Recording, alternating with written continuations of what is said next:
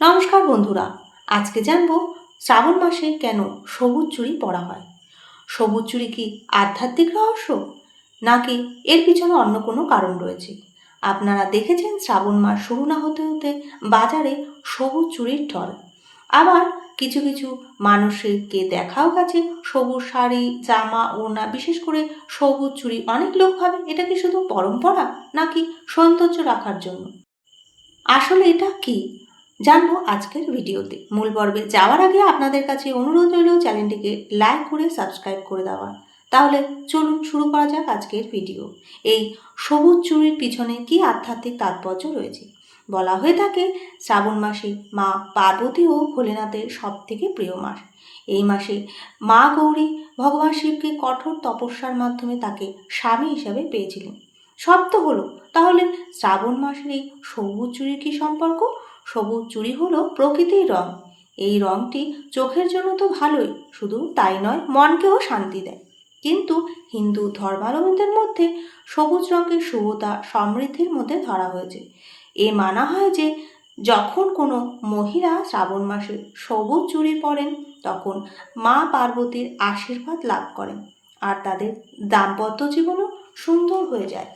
স্বামীর দীর্ঘায়ুও হয়, ঘরে সুখ সমৃদ্ধি আসে। এই পরম্পরা শুধু ভারতে নয়, বরং পুরো ভারতে উত্তর থেকে দক্ষিণ, পূর্ব থেকে পশ্চিম শ্রাবণে সবুজ চুড়ি পরার প্রচলন রয়েছে। আর একটি বিশেষ কথা এই যে চুড়ি কেবল অলংকার নয়, এটি মহিলাদের শক্তিকেও সন্তুলিত করে। চুড়ি পরার কারণ এটা আছে যে আমাদের হাতে যে কবজিতে নার্ভ রয়েছে, তার কম্পন যে হয় এই চুড়ি পরার কারণে সেটি সক্রিয় হয় এবং ইতিবাচক স্বস্তির সৃষ্টি হয়। এছাড়াও শাস্ত্রে বলা হয়েছে স্ত্রী যখন পূর্ণ সাজসজ্জা করে, তখন তার মধ্যে একটি দৈব তত্ত্ব জাগৃত হয়। এই চুড়িও তাই সাজসজ্জার একটি অংশ। বিবাহিত মহিলা যারা শ্রাবণ মাসে যে সবুজ চুড়ি পরে নিজের বিবাহিত জীবনে দীর্ঘ আয়ু কামনা করে, আর কুমারী মেয়ে যারা, তারা এই সবুজ চুড়ি পরে তার যেন ভগবান শিবের মতো আদর্শ স্বামী পায়। বলা হয়ে থাকে মেয়েরা নিষ্ঠা ও ভক্তিভরে ব্রত করে সবুজ চুড়ি পরলে তার মনের মতো জীবনসাথী প্রাপ্ত হয়। এবার বলবো মন ছুঁয়ে যাওয়ার মতো কিছু কথা। অনেক জায়গায় দেখা গেছে বান্ধবী বান্ধবীকে চুড়ি দিচ্ছে, বোন বোনেদের চুড়ি দিচ্ছে। এই একে অপরকে চুড়ি পরানো, এটি একটি নিয়মও রয়েছে।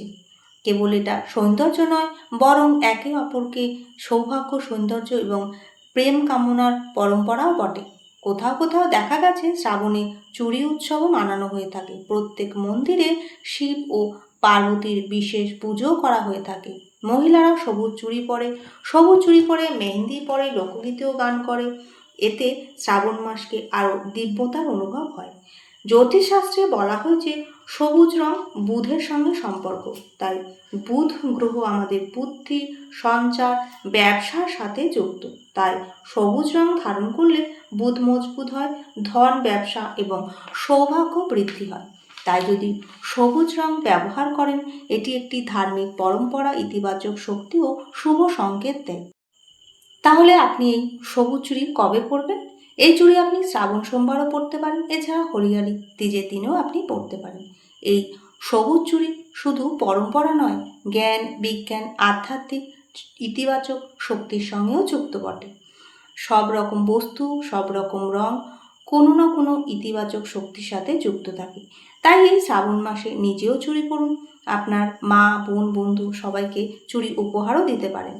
বলা হয়ে থাকে কাউকে সৌভাগ্য দিলে নিজেও সেই সৌভাগ্যের দাবিদার হয়। ভিডিওটি এখানেই শেষ করলাম। ভিডিওটি দেখে যদি কিছু উপকৃত হন, তবে অবশ্যই কমেন্টের মাধ্যমে জানাবেন। আবার আসবো নতুন কিছু ভিডিওর সাথে। আপনারা সবাই ভালো থাকুন, সুস্থ থাকুন।